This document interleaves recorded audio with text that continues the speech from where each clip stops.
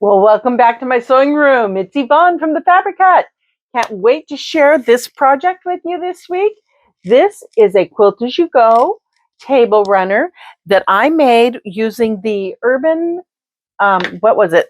Oh, now I forgot the name of it. Let me get it right here and show you. The Urban Liberty Collection. This is the charm pack, but I also have it in the mini strips or even in a layer cake. This one I use mini strips with, and then just some white fabric from my stash. I wanted these all to be the same. So much fun.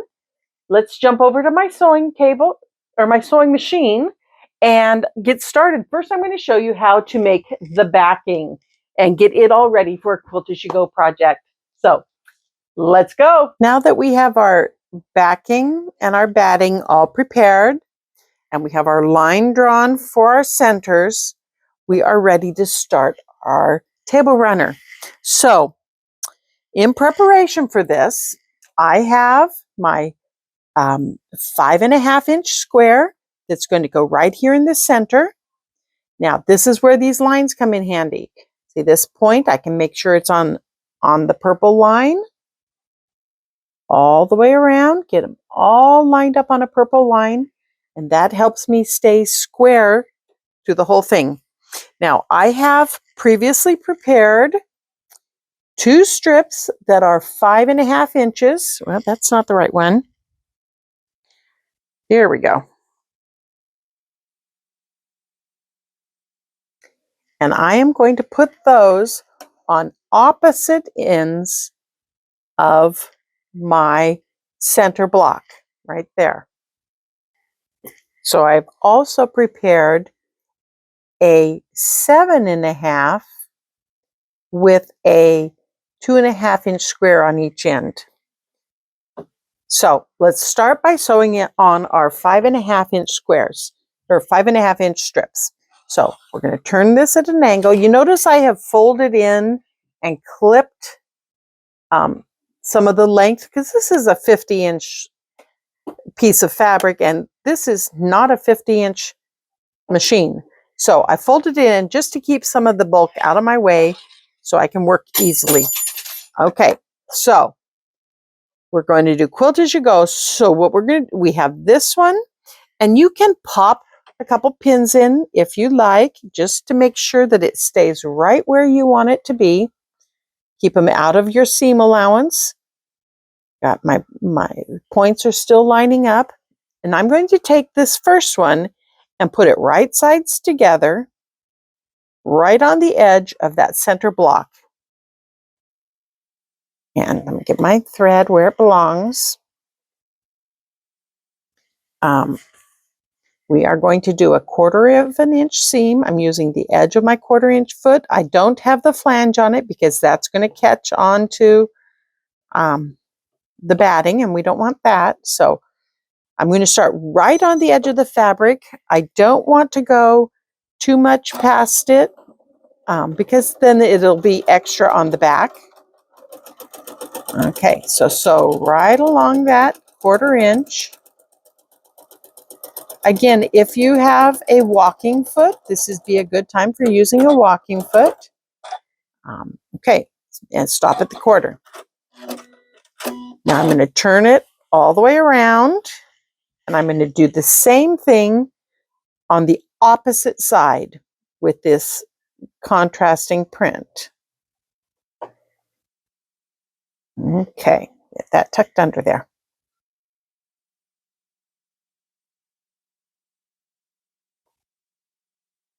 And here we go.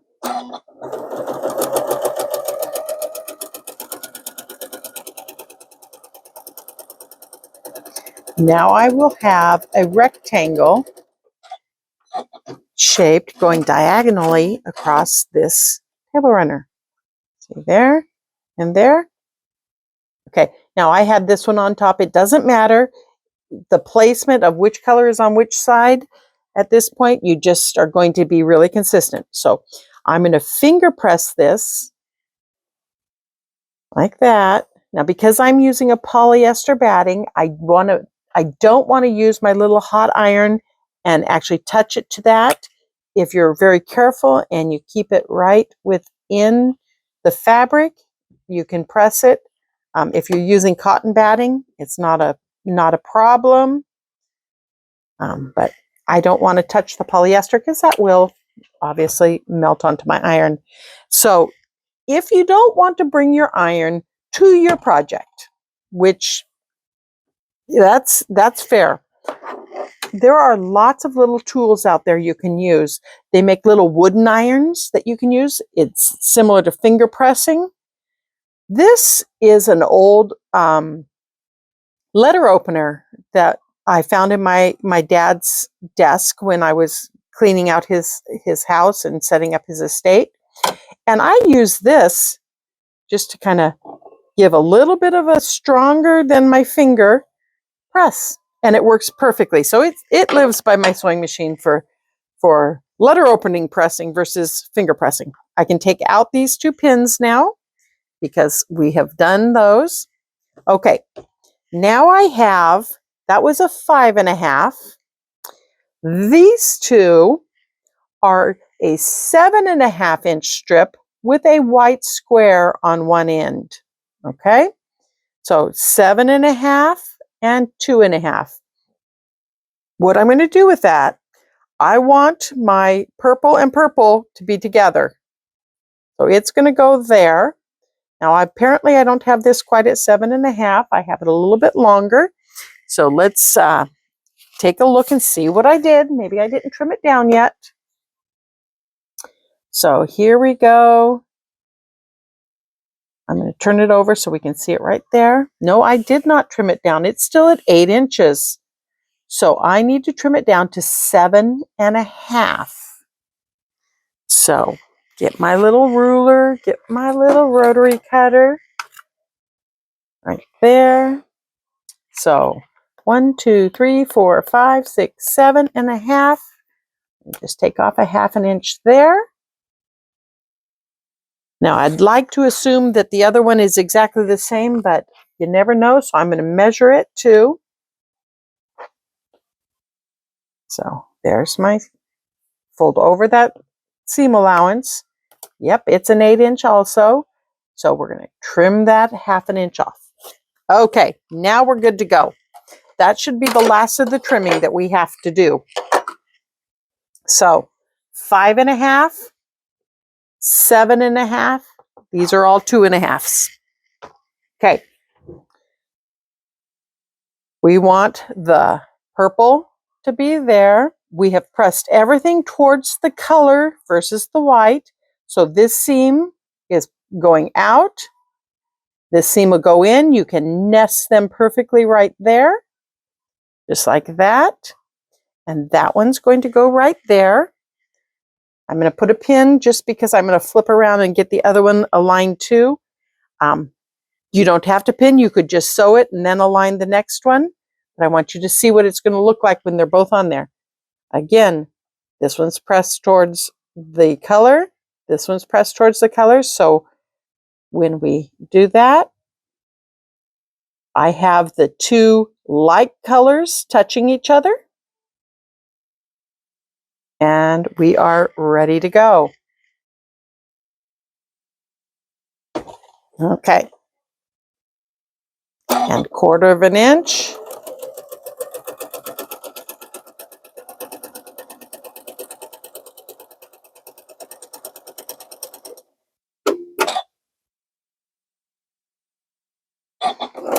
And right up that side. Okay. Now, I stopped because that seam wasn't pointed the right direction. When that happens, take a pin or your seam ripper or something and just fold it up to where it's going the right direction. But you don't want your seams flipped. And there we go. We'll do the same on this one, being mindful of our nesting seam right there.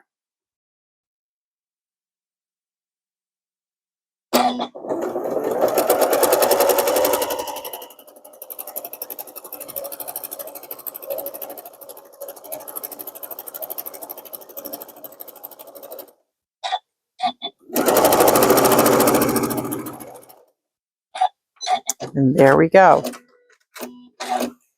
Take out those 2 pins.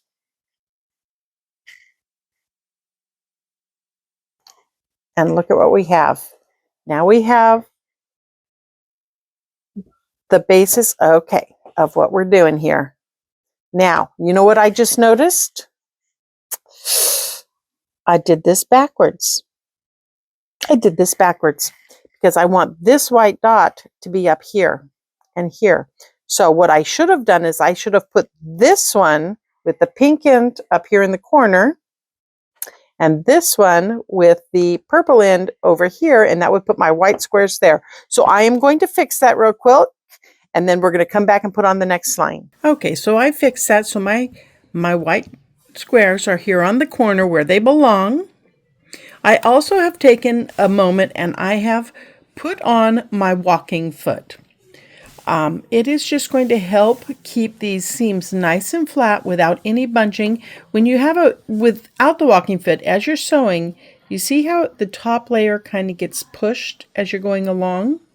That's going to give a little bit of puckering here in the seam. So instead I put on my walking foot.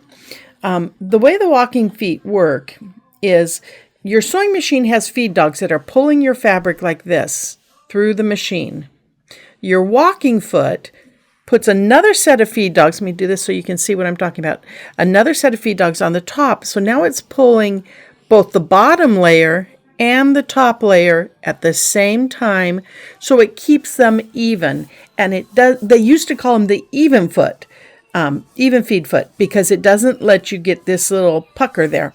So I went ahead and put that on because it just makes it a sweeter, easier little process. And I put on my next row. Okay, so the reason I did that is I wanted to just double check all my measurements and everything, and it worked out just fine. So now we're building with the white dots going across. I'm doing a floral and then a plaid. So the next row here is going to be a floral, a plaid and a floral. The next row will be a plaid. Okay. We are getting close to where we have our fabric folded over. So I'm going to readjust that and give myself a little bit more room right there. Just push it out just a little bit. Same up here. Just readjust it. Give myself... That just kind of gives me another room for another row. All right, so we're going to start on this side. And at this point, you can do here, then go over here, and then do here and go over there. It just depends on how organized you are. I tend to get a little bit off, so I like to do them at the same time. I have also gone through and I have prepared my long strips with one of each has a 2.5 inch square on it. So I have a 10 and a 2.5. So it ends up being 9.5 inches. Oh no, that was wrong. 11.5 inches. Well, let's measure because I'm not mathing well today. 12 inches. That's what I meant to say. It is 12 inches. Okay, so time to put them on. How are we going to do this? If we put this one on here, we already have our white square in the wrong area. So we want to start with the unsquared plaid that goes up here. Okay, see how that's going to work? And then the other one is going to go on this side over here, like that. But we're working here, so we're going to do the unsquared plaid, and then we'll come in with the squared floral. So I have plaid, floral, plaid, floral, plaid, floral, and it's all going to work. So we always put on the shorter one first, because that gives you then the length here that you need for this one to fit. Okay, so let's go with this one. I'm going to take that one off. Let's go with this one. We're going to flip it right sides together. It's not going to go all the way up to the top here, and that's okay. We are going to bring it down and match the white point. This is the important one. We're going to trim this later. So it doesn't have to go all the way to the top. And we're going to use our walking foot. Now this happens to be a 1/4 inch walking foot, so I can easily just use this side of my foot. You may have one that is a 1/4 inch. You may have one with a guide. If not, your 1/4 inch isn't mandatory as long as you use the same thing all the way through. If you use 3/8 inch, it's just going to make yours a little bit smaller, but it'll all still work in the end. So find a marking and go with that as your seam line. You notice I'm not pinning because my walking foot is just keeping it right where I want it to be. Nothing's shifting. See how I don't have any pull here? It's just keeping it nice and smooth. And we're just going to keep going right up that side to there. And fold it out and use your pressing tool to kind of give it a little finger press. There we go. And then we can come over. You can do it either way. You can do this one and then do the short one here, but I'm just going to keep going with the same ones. This one is going to be the yellow plaid. So I'm going to bring this over. Nope, I'm not yet. Nope, I got to do the other short one first. Okay, my floral short one is going to start here at the white. It seems counterintuitive that it's going to start at the white, but your next white is going to go up here in the corner. So it's going to match up with your white corner and come over. So match that baby up.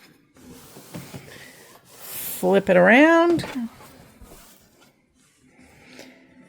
And we're ready to go again.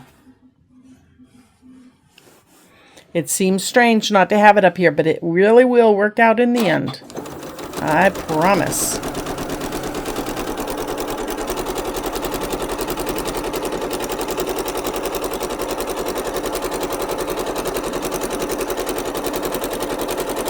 And right to the edge.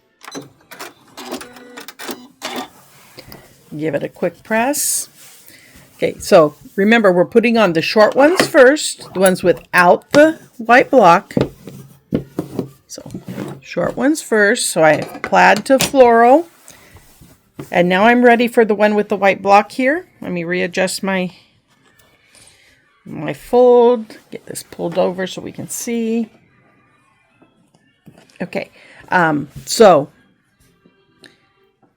plaid, floral. My yellow plaid goes right there with the white square. And see how I'm getting a line of white squares? Line it up. Now this is where you have to nest this square. You want to make sure that seam is butted up against this seam. Because we have pressed everything towards the printed fabric versus the white, everything is going to nest up perfectly. And on this I'm going to start at the white corner because that way I can keep this nest right where I want it. Get it out of my way so I don't have to think about it again.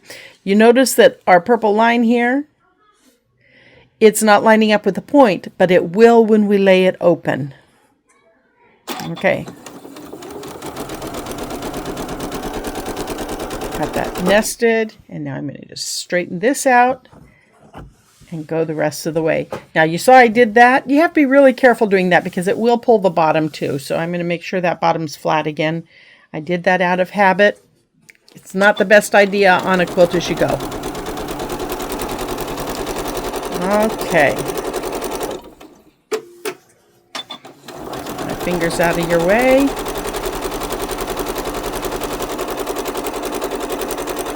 And we're going to just, this part's going to be trimmed off so you don't have to stop right at the end. You can just go wherever. And then we have one more floral to put over here. Flip it all the way around.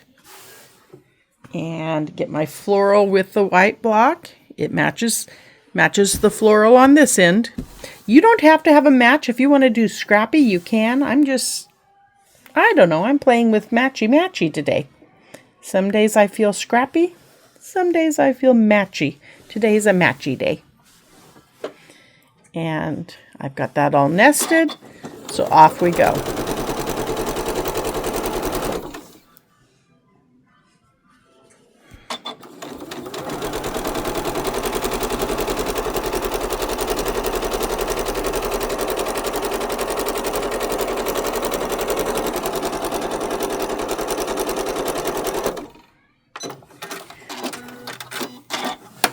So do you see how this is building? Now as we fold that out, look, our point is still right there on the purple line.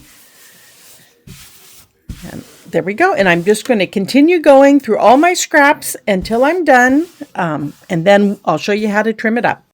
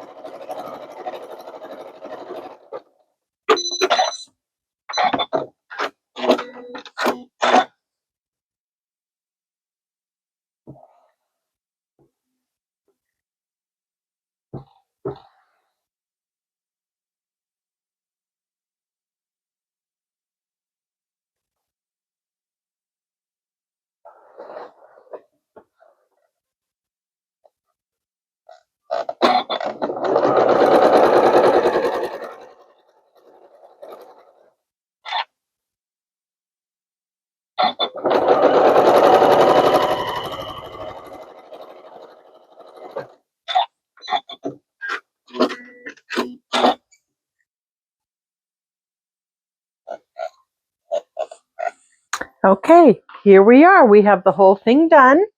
It is long. It is bright and shiny, and I love it. I love it. I love it.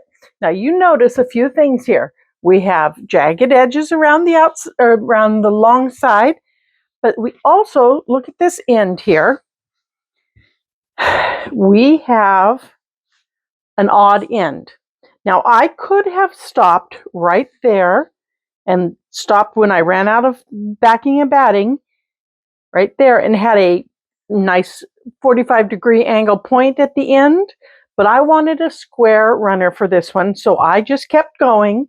I didn't worry about the white here because it doesn't matter, so I just put my edges here. Now we have to get all of this trimmed up to be perfectly square. So how are we going to do that? Well, I am going to use my 8.5-inch ruler because it is going to be big enough for me to go from the halfway point. We know that this is our straight right here, these little white squares. So I want to start by figuring out how far I can go from this section into here and not lose any seams here. I want to be able to have at least 1/4 inch from this point right here, so I have a seam line for my binding.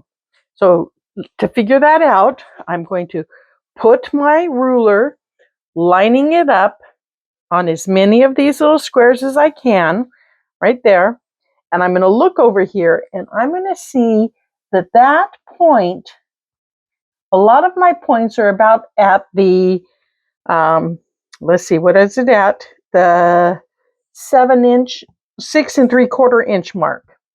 From the center to here, about 6 3/4 inch. So I want to cut it at 6.5 inches because that way I will have room for my seam allowance, which is going to leave me with a 12-inch runner, which is perfect for what I'm thinking on this one. So now it's time to cut it.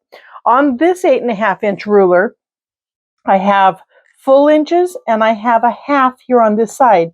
Now, because I know that I want a 1/2 inch, instead of having to locate it over here each time, I'm going to go with the 6.5-inch line. I'm going to use the 1/2 inch on the outside and then the 6.5-inch line here. See how it's marked right there? I'm taking off 2 inches from my 8.5 inch.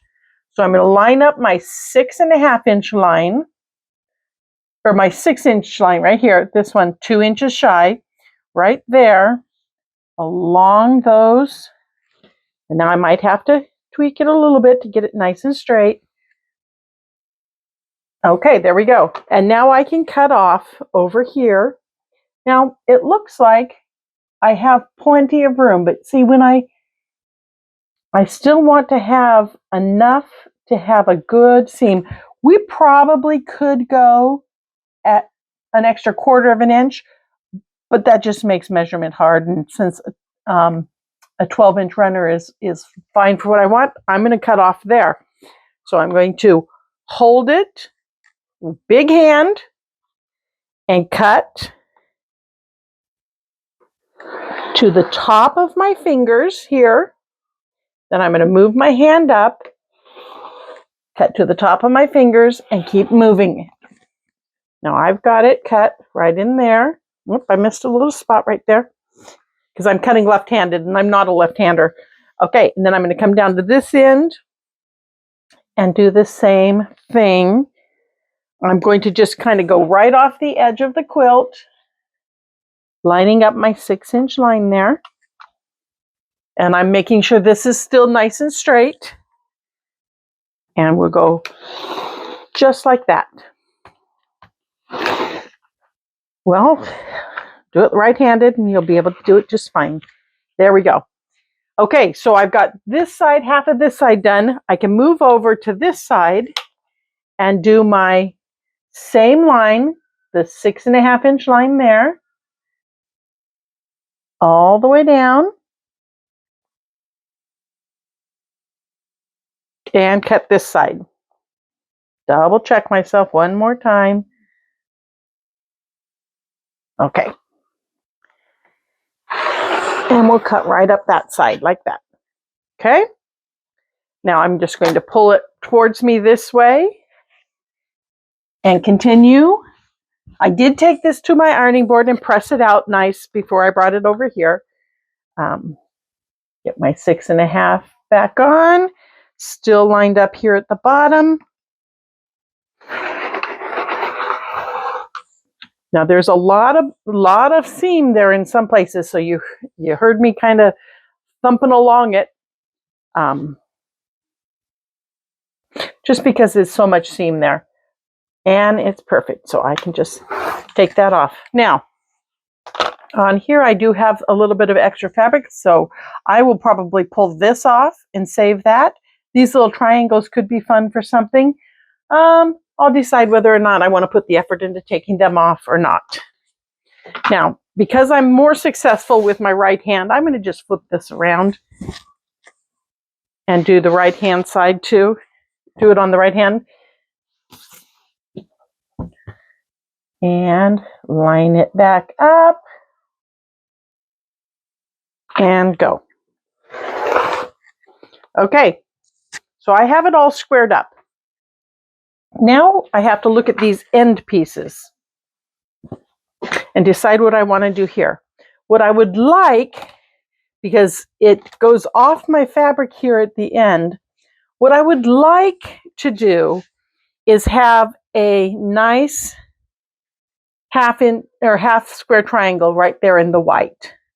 And in order to have that, once I put my binding on, I need to cut this 1/4 inch outside of that line. So I'm going to line up these points here are 1/4 inch. I'll line those up on a 1/4 inch mark. And then I'm going to double check out here that my ruler is straight everywhere. I have 1/4 and 1/4, and then I can just cut it off. And again, here's some extra pieces that I can cut down into other things. Now you see when I get a piece here, when I put a binding on, okay, when I put the binding on, it's going to come 1/4 inch in, so it's going to give me right there at those lines, and it'll be a perfect 1/4. Okay, so let's do it on the other end.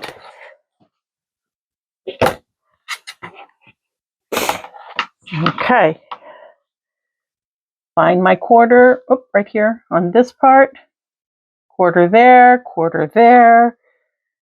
Make sure it's square out here. Now look how my ruler is not straight. So this is a little bit wonky. It's more important that this be straight, but see, just straightening it out a little bit like that, I still have my 1/4 there. I'm going to give it a little more wiggle room. I just didn't have it lined right up. And there we go. We have a table runner all ready for our binding. So I hope you found that technique interesting. Go to the Fabric Hut, like and subscribe to the website, and we will continue doing more fun projects all the time. Thank you for joining me today. Happy quilting!